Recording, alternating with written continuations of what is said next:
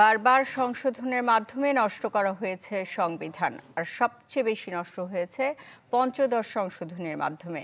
জাতীয় প্রেস ক্লাবে সংবিধান সংশোধনের খসড়া উপস্থাপন অনুষ্ঠানে মন্তব্য করেন নির্বাচনী ব্যবস্থার সংস্কার কমিশনের প্রধান বদিউল আলম মজুমদার।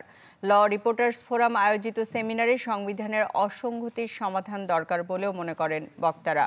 সংবিধান অনুযায়ী অন্তর্বর্তী সরকার সংবিধান সংশোধন করতে পারবে কিনা সেটি এখন আলোচনার বিষয় বলেও মন্তব্য করেন তারা।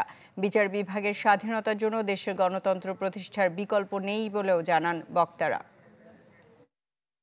প্রিভেন্টিভ ডিটেনশনের কনসেপ্টটা শুধু দিবেন, বাকিটা will be interpreted by other, তাহলে তো কনস্টিটিউশন থাকবে না, এটা রুলস অফ প্রসিজিওর হয়ে যাবে। তারপরে আর্টিকেল 38-এ দেখেন ফ্রিডম অফ অ্যাসোসিয়েশন উনি প্রপোজ করেছেন। এইটার যদি ফ্রিডম অফ অ্যাসোসিয়েশন হয় তাহলে কোনো নাগরিকের আর ফ্রিডম অফ অ্যাসোসিয়েশন বলতে কিছু থাকবে না। আর কাবিল বাংলাদেশের একমাত্র ইউএল এবং ভিডিই সার্টিফাইড কেবল, যা এ গ্রেড LME রেজিস্ট্রেশন। বিপ্লব উত্তর বাংলাদেশে যাদের রক্তের বিনিময়ে আজকে আমরা এখানে দাঁড়িয়ে সংবিধান সংশোধনের কথা ভাবছি, এটা তাদের প্রতি এক ধরনের শ্রদ্ধা জানানো, কিন্তু আমাদের একটু সাংবিধানিক সীমাবদ্ধতার কথা আপনাদের চিন্তায় রাখতে হবে।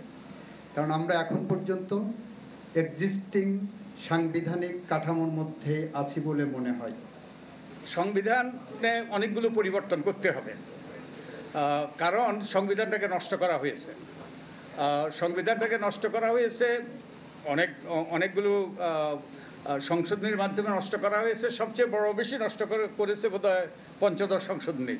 আপনারা জানেন যে পঞ্চদশ সংশোধনীর মাধ্যমে সংবিধানের 1/3 পরিবর্তন করা হয়েছে।